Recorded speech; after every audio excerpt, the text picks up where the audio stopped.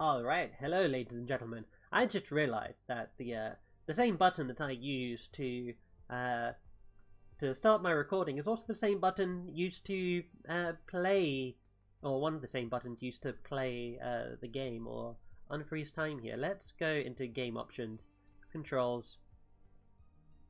I can't see it here. Okay, we're probably going to have to do that outside of the game. So don't worry, it doesn't matter. I'll just move my mouse over to here and zoom the map across to the side for the next episode. Anyway, last episode, we got ourselves situated here. We made our dude. We are playing as Thupo Windud of Purang. And we are a vassal. We're actually a duke underneath the Empire of Tibet, Duchy of Purang here. And that actually is meant to control the land highlighted in yellow here. But we don't actually control that. We control all of this. So we should probably try and get some land over here. Although we can create a title. We can create the title of Simparu, but we need enough money. Where is this land? Okay, this land is all of this up here. So once we go ahead and get that, we don't need to worry about us losing our title here. Although, maybe I can attack this dude? Oh, I can. Can I? I just want to claim Purang. No, I want to claim the Duchy of Purang. No? I can't do... Oh, of course I can't do that. I own this place. Ngari? Is Ngari the one that I want to declare war for? I can claim for this. The Duchy of Ngari. Alright. Let's unpause time here. Get our marriage through. What is this? You want to make me the steward, huh? Steward is state stewardship here. That's basically an administrative role. If I do this, Liege Council, who is the current steward? Are you the current steward? I think you're the current steward. I don't see... Okay, what is the name? Nier. Okay, no, you're the current steward. You're 15. He wants me on the council because I'm a powerful vassal, even though I'm worse at stewardship than him.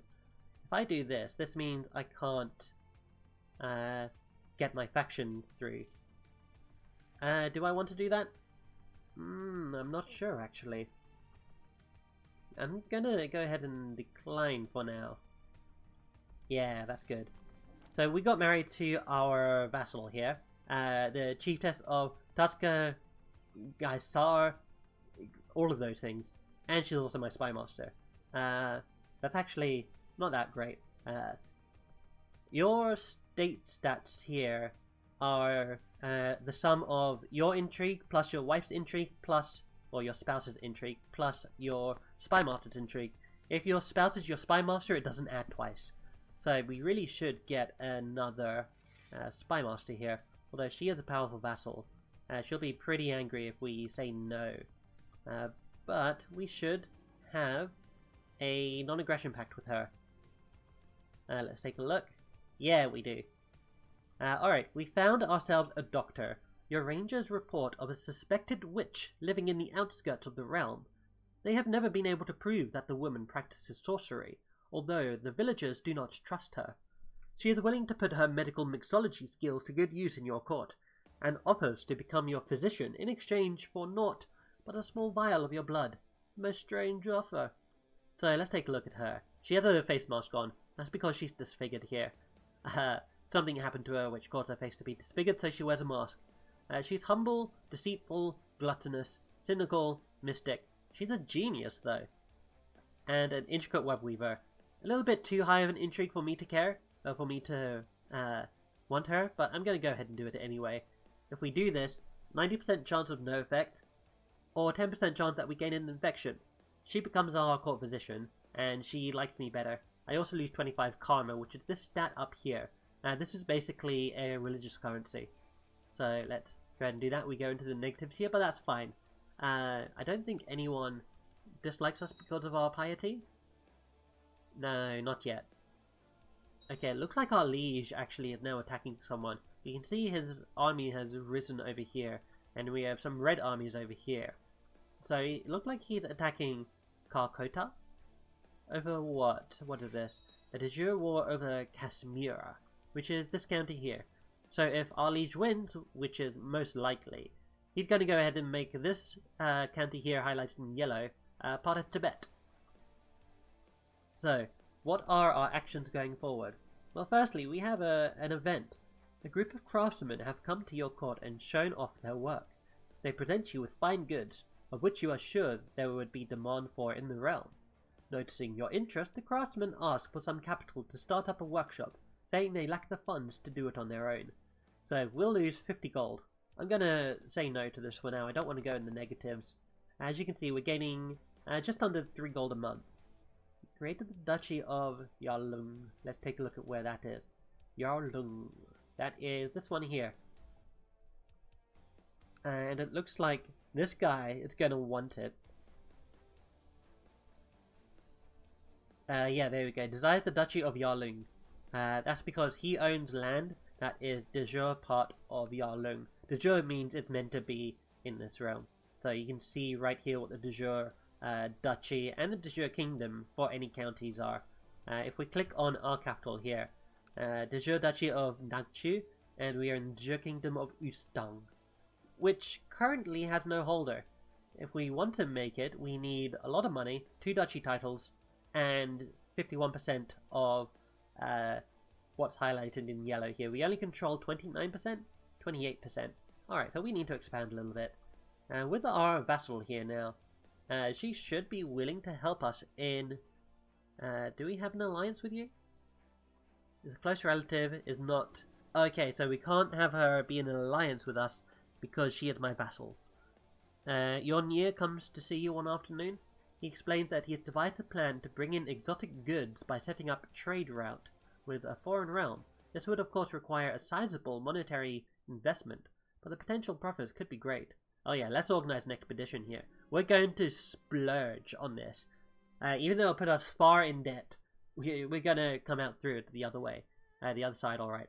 So, yep, 35 gold here. Let's go ahead and buy, I think that was a boat. Yeah, sure, the Nier can come with us. I don't mind you coming along, although you're greedy, craven, gluttonous, and just, so you might cause some problems with wherever foreign county we're going to. So let's take a look where we're going. Taking a look at our minor titles here. Let's go ahead and designate a regent here. Normally you want to designate someone with high stewardship so that your domain size doesn't go below what you own. Currently here we have 1 out of 6. That means we personally hold 1 county out of 6 potential counties that we can get.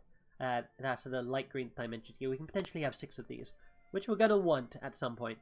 I believe we are still trying to kill someone here. Yeah. And it looks like somebody is actually bribable, but we don't have enough money, alas, to bribe them. Ooh, you're worth 40, huh? Well, let's wait until we get some money here. Okay, your expedition has finally reached the realm of Shah Sata II. You are a Buddhist duke lying over here in the Tarim Basin, I think this is. Is this the Tarim Basin? Let's take a look. Yeah, it is. This whole area here highlighted in green? Yeah, that's green, with the Tarim Basin. Your steward asks you what gift we shall bring forth as a token of friendship to Shah Sata II. Let's give him a dozen tough warriors. We need to make a real good impression here. At dinner, you notice the Shah Sata of Yutian's face growing red with annoyance as he glares at your steward shoveling food in with his bare hands. This is his gluttonous feature here. Please excuse him. I'm still trying to teach this barbarian civilized manners. So our Nier is going to hate us a little bit more for that. So his opinion just go down there because he's angry. You're walking idly around the court of Shah Sata II when you suddenly hear a discussion increasing in intensity around the corner. Turning the corner, you're surprised to see one of the lamas from your expedition engaged with a wild theological debate with a local noble. They could endanger this whole venture. So I don't think they mean a llama as in the camel. Are llamas camels? Or are llamas different? Yeah, no, anyway. We can either say this must be stopped, or we have a 50% chance of gaining Zealous, but he hates us more. Oh yeah, we're not the same religion actually.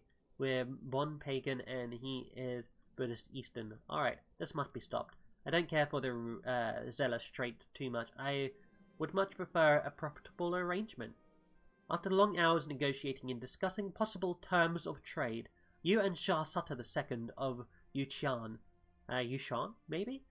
Seem to have arrived at a mutual understanding. This will be a profitable agreement. Alright, let's see what we get from this. We're going to get a pretty nice amount here. Yeah, take a look at that.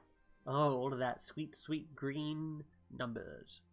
With a new trade route up and set up, you return with the first batch of goods and sell them off for a nice profit. The influx of new wares will also benefit the economy for a long period to come. More money is always needed. So this also gets, in our capital here, Nima, we also gain city tax plus 30%, castle tax plus 20%, and tribal tax plus 20%. So it's not going to affect our temple, our barony here, but it will inherit. I don't like this. You're the guy I'm trying to kill, but is your wife pregnant yet? No, she's not. But your heir is this dude. You're not even the same dynasty. I don't know what's going on here. Magnetic gavel kind. Yeah, no, I don't know. More money is always needed. Give us the money. Yeah. And now let's go ahead and bribe some of these people here. Thought by plot power, this girl here, our court physician, the one who took a small donation of blood, will agree to help us in killing this man if we send her a gift of gold. So let's do that. Your Nier has brought in riches to your realm through his competent handling of the travel expedition, and he probably expects to be rewarded with a share of the wealth. I'll reward him appropriately. I gave 17 gold to him, and he likes me a little bit. Or he was just doing his duty. I gained the greedy trait. I think I already had the greedy trait anyway. I love the greedy trait, by the way. It's probably my favorite bad trait, I guess. It's not really that bad, because the only reason why I like it is it increases our tax modifier by 10%, like just flat out, which means we get more money. If we press F1 here, you can see here, these are our incomes, right? We're gaining base value minus 10%. Why are we gaining base value minus 10% from our domain here? That's interesting. Base values minus 10%? Weird. But anyway, our greedy trait is offsetting that. So we're gaining 12.48 gold per month? Per year? I think it's per year. Yeah. So, greedy trait good for that. Feudal tax. We have Pung Duck of Laze has a low opinion of us. So, Laze is this little girl here. She doesn't like me too much. Ooh. Yum Tase. Yum Same? My co-conspirator has sent word that a massive pit of manure has been prepared under the floorboards of an abandoned inn on a path. Kala Rasa will travel with his escort. Once they are seated at the table. Kaboom. Alright, so we have a plan in motion here. The guy's either going to die or he's going to get away scot-free. There's a few more outcomes to that, but let's hope for his death. I want him to die. He died! We inherited it. Excellent! Alright. Success. Murakala Rasa perished under the manure explosion. There is no trace of my complicity to be found amongst the rubble. Kalarasa went out with a bang. Oh yeah. So now we personally own the barony of don't know how to pronounce that. But basically, now that we own it, we gain more of the infantry here, and we gain more of the tax. If a vassal holds a title, let's take a look at this one here. Our wife holds this tribe here, right? The tribe here gives us 2.4 gold, or gives her 2.4 gold per year. Tribes aren't really good for making money at all. In comparison, our barony here gives us 12. And our other barony, these are both, they're both castles. Huh, Okay, I need to build a temple at some point. But that's 600 gold. But yeah, if a vassal holds a title, holding, you get a percentage of what they get. If you own it directly, you don't have to worry about that percentage. So my wife Zazu is pregnant. Isn't Zazu the name of the toucan? I think it is, the bird from the Lion King. So hey, that's interesting. Her family name is Hook. Yeah, Hook. Sorry, I'm trying to fight with my cat here. She's currently on my lap, and I have my dinner right next to me, or the remains of my dinner, and she's wanting to get in there, of course.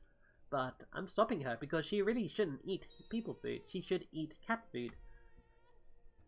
It seems like our courtier, the Prince of Guj, the heir to the chieftain of Samthor. Where is Samthor? Are you my child? No, you can't be. Samthor? Where's Samthor? Up here. So you are going to inherit this place. You're possessed. Oh my god. This character experiences frequent violent episodes, speaking in tongues, spitting and assaulting those nearby as if possessed by evil spirits. But he just had a son with this lovely lady over here, who is currently coughing. But she's generally a nice person, if you practice the same religion. She's a little bit stubborn, but hey. And their child is Shogyal. Sure. I'd like to invite you to join me for a small gathering of friends to dine, drink, and forget about the world outside for a little while. Please be prepared to reserve a few days for this in case we get truly into the spirit of the proceeding. Yours, High Chiefess Fukzazu of Parang. My wife is offering me to go out carousing with her. Sure, let's do it. We don't have anything better to do. So we're going to go ahead and wait a few days until the next pop-up arrives. No, Lula. She's a little upset. My cat's name is Tallulah. I just call her Lula. Oh no, I don't like this event. Upon the conclusion of a long council meeting, you decide to make a toast. Of course, one toast eventually becomes many, and time seems to slip away. Later, as you leave the council chamber, you stumble and fall on your face. You can feel the taste of blood in your mouth and dizziness is setting in. So we can either risk getting wounded or dying, which I don't want to do, or we can go help, which usually gets us the drunkard trait. Oh hey, my Nier, the person who I refused to pay, even though he helped me gain a bunch of money, helped me out. I heard his voice before I passed out. I wake up next morning, feels as if my head is about to explode, but at least I'm safe. I am in debt to him. So I now owe him a favor. Favors are something you don't want to mess with when you're a liege. I'm gonna kick him off my council and put this guy on here. Prince Lake. You're the possessed guy. Oh, that's hilarious. Alright. Sorry, guy. Oh my god. The previous Nier here is gonna be so upset with me. Let's see. Is he still in this history? Yeah, there he is. He is gonna be so upset with me. He's still got 23 opinion of me. We're starting our carousing with our wife now. Alright. Man, he became greedy from that as well. Zazu has brought out the board games and pieces and suggests that you play for a few rounds. To determine who is the better strategist, you'll play for honor. Yeah, let's play. Played for hours, the tides of fortune ebbing and flowing as you tried to attack your opponent's positions without opening your defense too much. Eventually, however, you made a fatal mistake that your opponent exploited and you lost the game. I'll get you next time, wife. Alright. This guy's been nothing but kind to us, and we refused to give him money, we kicked him off the council. Next thing he knows, we're going to take his city, but we're not going to do that. So our liege has instituted the title revocation law in Tibet. So our liege can now revoke titles in Tibet, and I believe everyone inside of Tibet can revoke titles as well. Gonna go ahead and make sure of that. Realm? Oh no, we can't revoke titles. We need 100 karma to change the laws, of which we only have 38 right now. Our carousing is over, we gained some prestige from that, and we have a new heir. We have Wynn. Let's see, what am I gonna... I know some of the other people who play this, some of my D&D friends, they always call their children, or characters that are born in here after characters in the D&D game. So I'm gonna go ahead and start this off. Let's see. You are... what's special about you? You're Asian. So I'm gonna call you Chio. Chio. There we go. In my D&D game, Chio... Oh my god, Tibet exploded into a revolt! What's going on here? Tibetan Revolt League Independence War. Why are you fighting? Oh man, your wife looks sexy. Age 17? She died in the dungeons of... She died in your... You imprisoned your own wife. Ugh. Morons. Alright. How was she? Okay, she was an imbecile. That makes it all better. You don't want to breed with an imbecile. That's hereditary, you know? Tibet is now facing up against this 8,000 strong man, whereas Tibet has 6,000, so this isn't going to go so well. Oh man, he has 3 concubines. I should take some concubines as well, actually. Although, I don't want my land to be split up. I only have 1 land anyway, I don't know what I'm concerned about. If my wife dies, it goes to my child. Her titles go to my child. If I die, it also goes to my child. Let's hope my wife doesn't get pregnant again, although we are lustful. Oh boy. Alright. Well, that's something. Okay, I'm gonna go ahead and leave this here. I'll thank you guys so much for watching, and I'll see you in the next one. Take care, everybody.